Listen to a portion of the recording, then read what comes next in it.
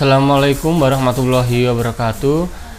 Apa kabar anak-anak di rumah? Semoga anak-anak selalu senantiasa dalam lindungan Allah Subhanahu wa Ta'ala.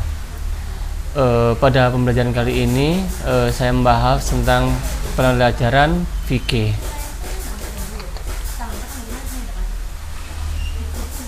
Tentang zikir dan hikmahnya. Ya, jelasnya anak-anak tahu ya apa itu zikir. Ketika kita selesai melaksanakan sholat fardu, sholat sunnah, mesti harus diikuti dengan zikir. Ya, zikir adalah ada dua istilah. Kalau menurut bahasa itu adalah ingat. Ya, kalau menurut syariah, ya zikir adalah mengingat Allah dengan maksud mendekatkan diri kepadanya. Ya, bagaimana kita mau diingat kalau kita tidak mengingat Allah? Ya. Caranya bagaimana? Ya kita mengagungkan nama Allah, menyebutkan nama Allah. Kapan itu waktunya? Boleh apa tidak jika zikir itu diucapkan di luar sholat? Jelasnya tentu boleh. Ya karena zikir itu banyak sekali macamnya. Tapi diusahakan setiap kali selesai melakukan sholat, anak-anak membaca zikir. Ya. Karena apa? Sangat penting zikir itu dan hikmahnya. Ya. Kemudian zikir adalah kebutuhan harian karena mempunyai faedah yang sangat berguna baik dalam kehidupan dunia ataupun di akhirat. Ya. Di dunia kita jika kesusahan, ya, anak-anak harus mengingat siapa? Jelasnya Allah yang diingat. Bagaimana kita mengingatnya? Ya, melalui apa? Melalui zikirnya. Ya, selesai sholat kita berdoa, selesai melakukan hal-hal yang baik kita berdoa, sebelum melakukan hal-hal yang agar dipermudahkan segala urusannya kita berdoa. Makanya kita harus mengingat Allah. Ya, dengan itu tadi berzikir. Ya. Kemudian hikmah zikir. Apa saja sih hikmah zikir?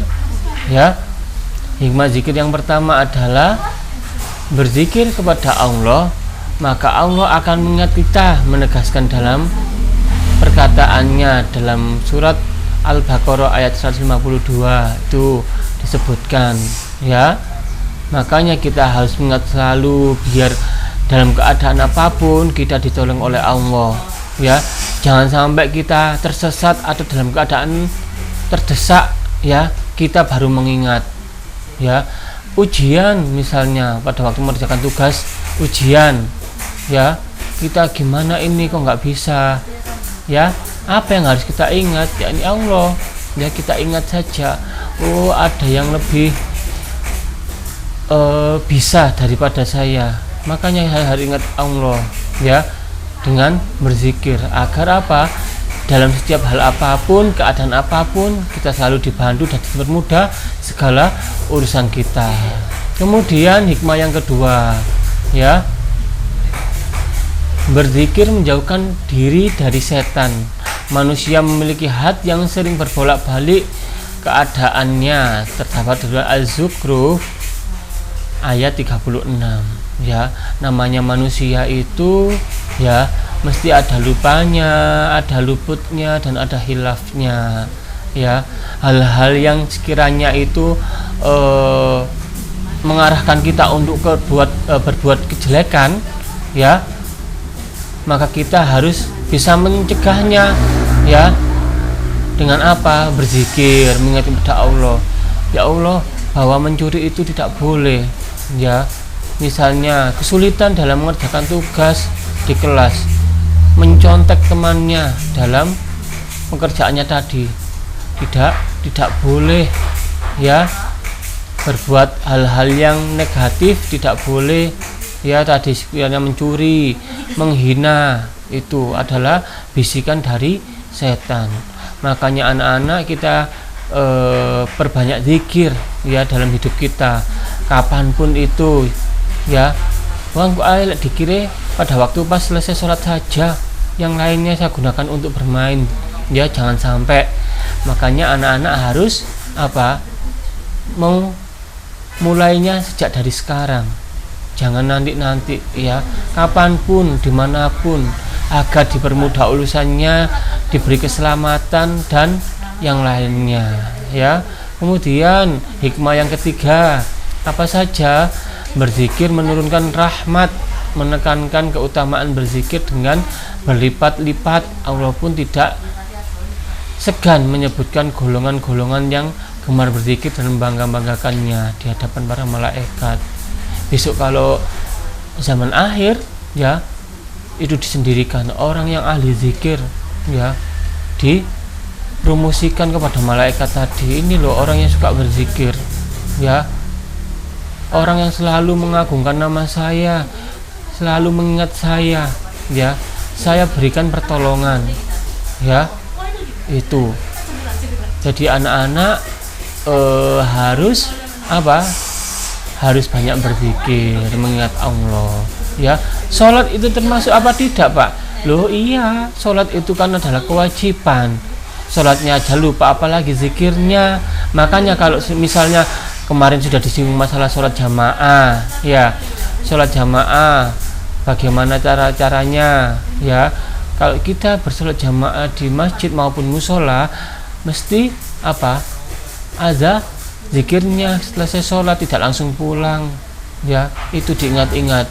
Kalau sholat sendiri bagaimana ya, nggak ada ya, nggak tahu ya. Kita harus apa?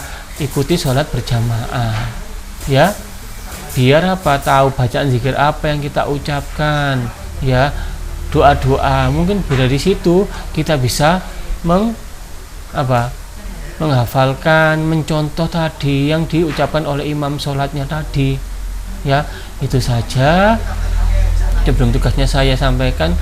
Anak-anak pelajari lagi buku-bukunya yang ada di LKS ya, pelajarannya. Oh, ini tentang materi zikir, tapi kok sedikit ya materinya. Bisa browsing di internet, apa itu sedikit, banyak sekali pengertiannya ya. Dan yang terakhir adalah tugasnya ini. Yang pertama adalah zikir menurut bahasa adalah 2, zikir menurut istilah adalah, dan yang terakhir sebutkan 2 hikmah berzikir ya. Semoga dengan pembelajaran kali ini anak-anak bisa paham, kemudian mampu memahaminya. Kalau nggak paham dibuka lagi bukunya.